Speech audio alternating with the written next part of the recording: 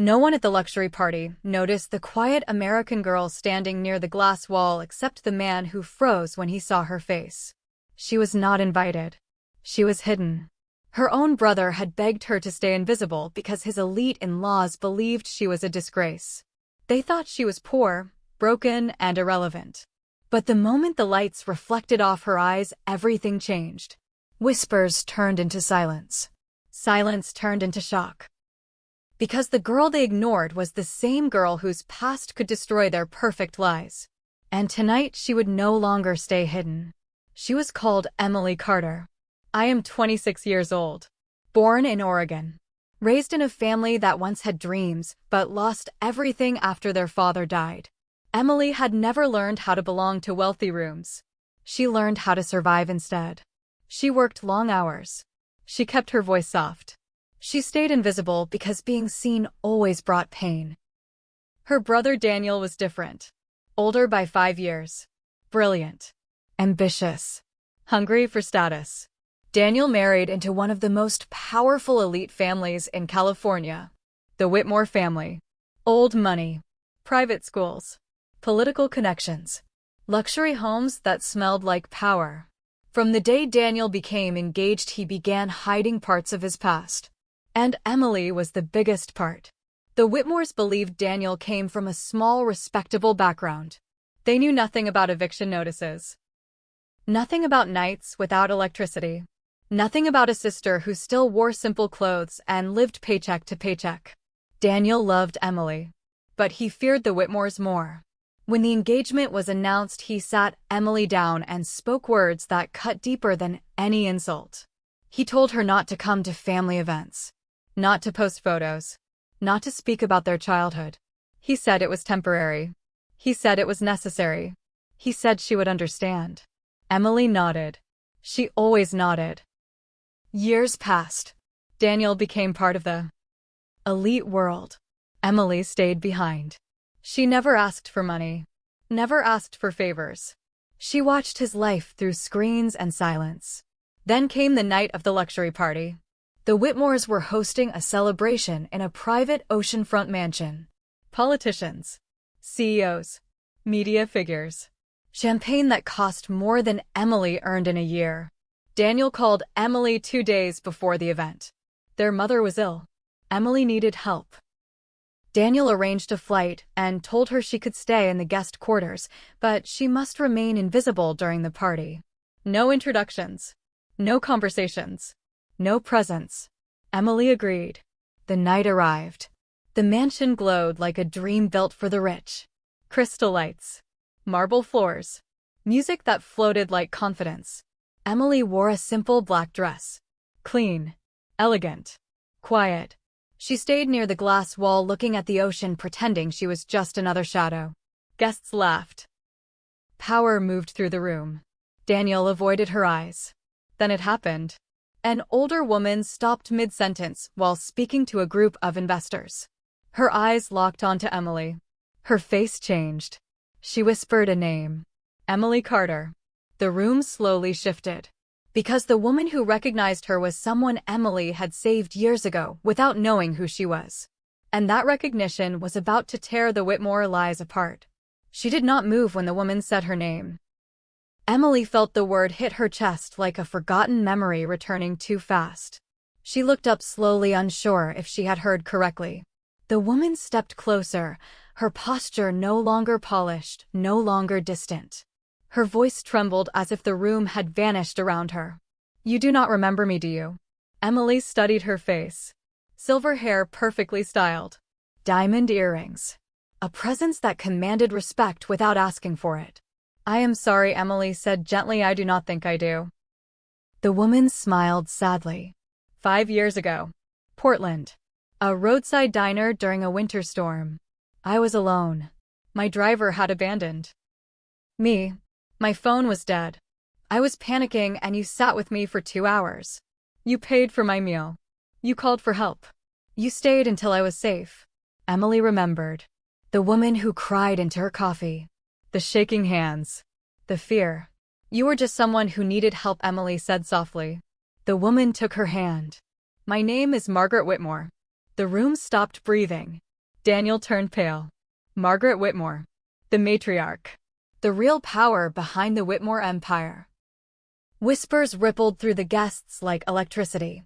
Why is she holding hands with that girl? Who is she? Why does Margaret look emotional? Daniel felt the walls closing in. Margaret turned to him slowly. Daniel, why did you not tell me your sister was Emily Carter? Daniel opened his mouth, but nothing came out. Emily pulled her hand back, instinctively wanting to disappear again. I am sorry, she said. I did not mean to cause trouble. Trouble, Margaret said sharply. No, child, you are the reason I am alive today. The words echoed louder than the music. Margaret raised her voice, not shouting but commanding. Everyone, please listen. Silence swallowed the room. 5 years ago, I was at my lowest moment. No guards. No assistants. No power. Just fear.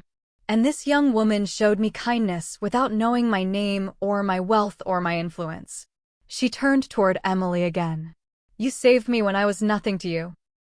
Emily shook her head, embarrassed. I just did what anyone should. Margaret smiled. No, most people do not. Daniel felt his wife beside him stiffen. Her parents stared in disbelief. Margaret looked back at Daniel. And yet you hid her. The accusation cut deeper than anger. It was disappointing. Daniel swallowed hard. I was trying to protect the family. Protect whom? Margaret asked. Daniel looked at Emily. His eyes filled with regret. I was afraid they would judge her. Margaret laughed, once softly but cold. They judged her without knowing her. And you allowed it. She turned to the Whitmore family members. Did any of you bother to ask who this young woman was before deciding she did not belong here? No one answered. Margaret turned back to Emily. Come walk with me. Emily hesitated. I do not want to cause problems. Margaret squeezed her hand. You already solved one years ago. They walked through the room together. Guests stepped aside automatically. Respect followed Margaret like gravity. Emily felt every eye on her. The girl who was supposed to be invisible was now the center of the most powerful room she had ever entered. Margaret guided her to a quiet seating area. Tell me about your life, Emily. Emily spoke carefully. She talked about her job, her small apartment, her mother, the nights she skipped meals so others could eat. Margaret listened without interrupting.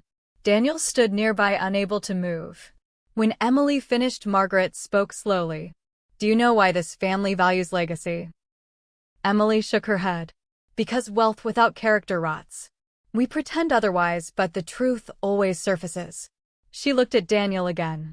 You married into this family because we believed you had integrity. Daniel lowered his head. Margaret turned to the guests. Tonight was meant to celebrate success. She paused. But I see something more important. She raised her glass. To Emily Carter, who reminded me that real worth is revealed in moments where no one is watching. The room erupted into applause. Emily froze, overwhelmed. Daniel felt tears he had buried for years rise to his eyes. After the toast, Margaret leaned closer to Emily. You will no longer stand behind glass walls in this family. Emily whispered. I never wanted attention. Margaret smiled. That is exactly why you deserve it. Across the room, Daniel's wife finally approached. She looked uncertain. Emily, she said quietly. I did not know. Emily nodded. I know. There was no bitterness in her voice. Only the truth. Margaret stood again. Daniel. He stepped forward. You will speak now. Daniel turned to the room. His voice cracked. I was ashamed of where I came from. He looked at Emily. And I let my fear hurt the one person who never left me. He faced the guests. My sister was hidden because I was weak. Silence held him accountable. Margaret placed a hand on his shoulder. Weakness admitted is the first step to strength. Emily watched her brother differently now. Not with anger. Not with pride. But with clarity. The party continued, but nothing felt the same. Emily was no longer invisible. And the Whitmore family could no longer pretend their perfection was untouched. Yet what no one realized was that this recognition was only the beginning. Because Emily's past held more than kindness. It held a truth that would soon challenge the very foundation of the Whitmore legacy. Emily did not sleep that night. The ocean outside the guest room window moved endlessly like her thoughts. The applause stared at the sudden shift in how people looked at her replayed again and again. For years she had trained herself to disappear. Now the world refused to let her. The next morning sunlight filled the mansion and with it came unease. Servants moved quietly.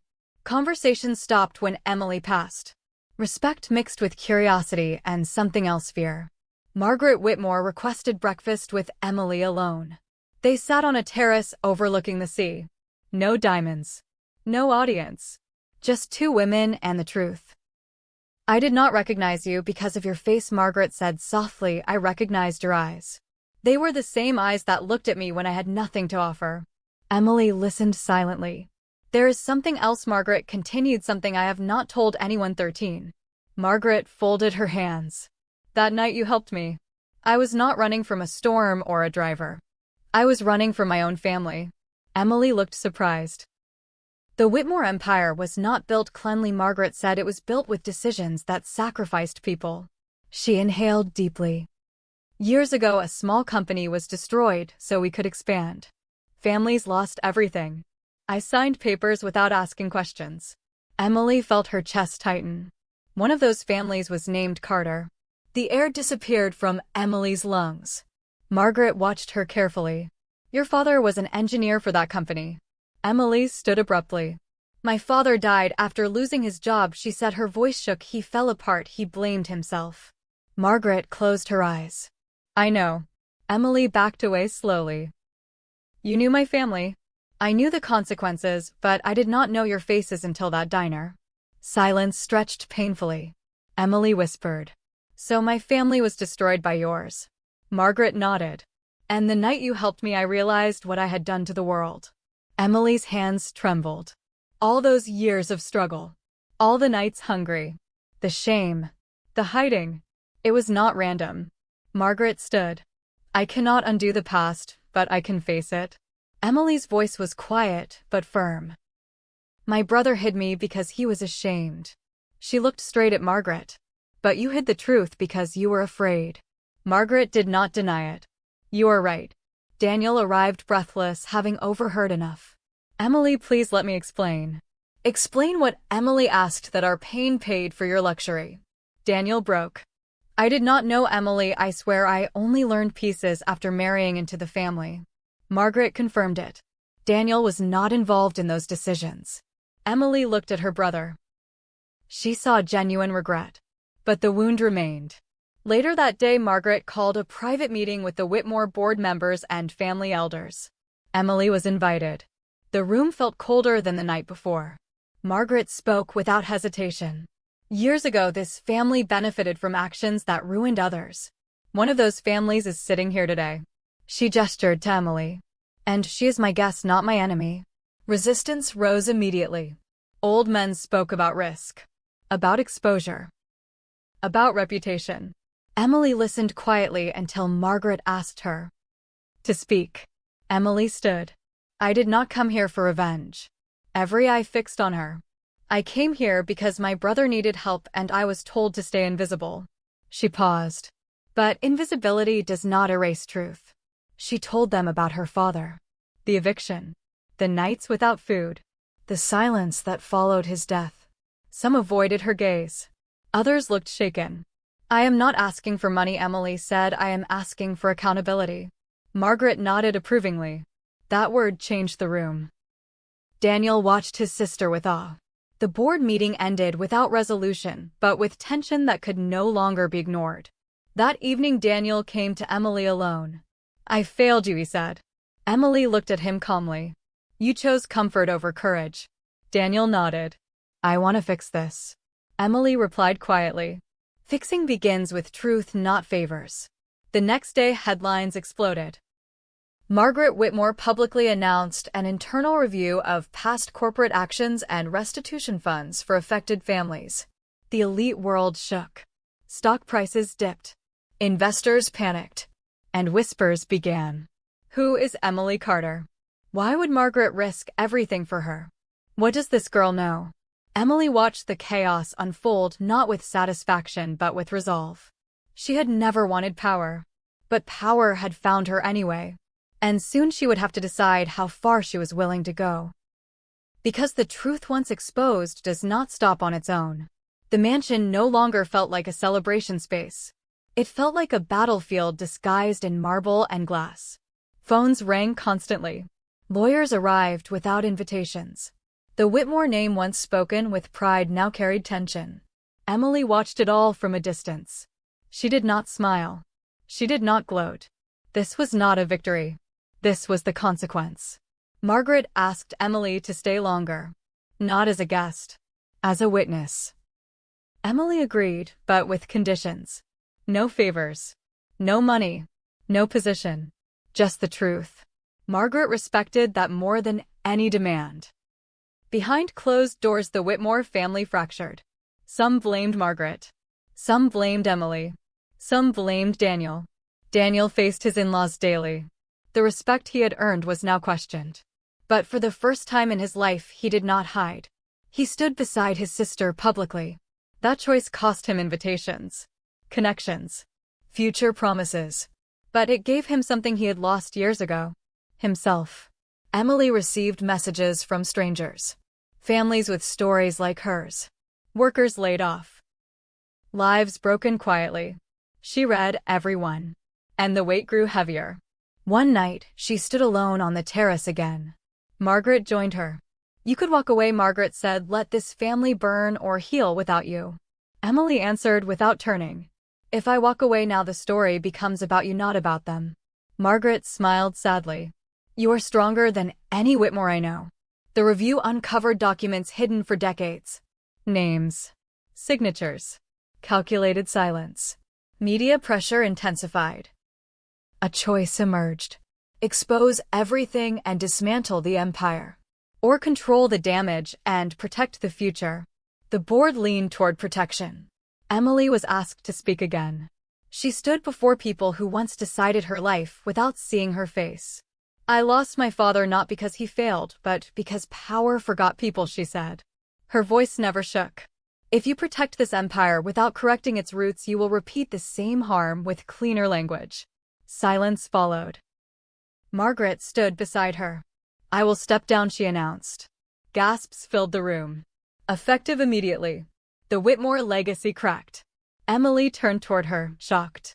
Why? Margaret replied calmly. Because accountability that does not cost anything is theater. The resignation changed everything. Public trust shifted. The restitution fund expanded. Independent oversight formed. Emily declined every offer of leadership. I am not here to rule, she said. I am here to remember. As weeks passed, the storm settled. Daniel and Emily returned to Oregon. Their mother recovered slowly. They sat together one evening in their childhood neighborhood. I hid you because I was afraid of losing my place, Daniel admitted. Emily replied softly. I hid myself because I thought I deserved less. They sat in silence, understanding each other at last. Emily began speaking publicly, not as an activist, not as a symbol, but as a voice for quiet stories. She refused luxury stages. She spoke in community halls. Margaret sent one final letter. You gave me back my conscience. Emily never replied. Some endings do not need words. But one final chapter remained. Because the world would soon ask Emily Carter the question she had never asked herself. What comes after being seen? Emily did not plan a future built on attention. She planned a life built on peace. When the media interest faded, she returned to her routine. Early mornings. Simple meals. Long walks. The quiet she had once used to hide now became a place of healing. But the world had changed around her even if she tried not to. People recognized her. Not as a Whitmore, not as a scandal, but as the girl who stood still when power trembled. Letters arrived daily. From workers. From children of broken families. From people who thought their suffering had no witness. Emily read them slowly. She answered only a few. Not with solutions. With understanding. Daniel rebuilt his life away from elite circles.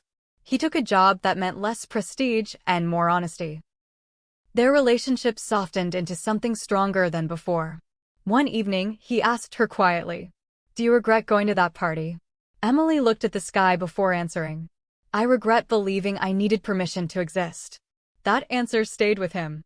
Months later, a small foundation formed. Not in Emily's name. Not funded by Whitmore Wealth. Funded by restitution redirected to families directly. Emily helped design it, but never led it. She refused to become a symbol owned by anyone. Margaret Whitmore faded from public life. Some called her a villain. Some called her brave. Emily did not label her. She understood that awakening does not erase harm. Years passed. Emily's life did not become glamorous. It became grounded. She moved to a small coastal town, worked with local programs, taught young people about dignity without bitterness. Sometimes she was invited to luxury events again. She declined. She had already been seen in the only room that mattered. One evening she stood by the ocean watching the horizon. She thought about the girl she once was, the one hidden behind glass walls. She smiled softly, not because she won, but because she no longer needed to. Visibility did not save her. Truth did. And that truth did not belong to elites or headlines or legacies. It belonged to a quiet American girl who chose to stand still when the world finally noticed.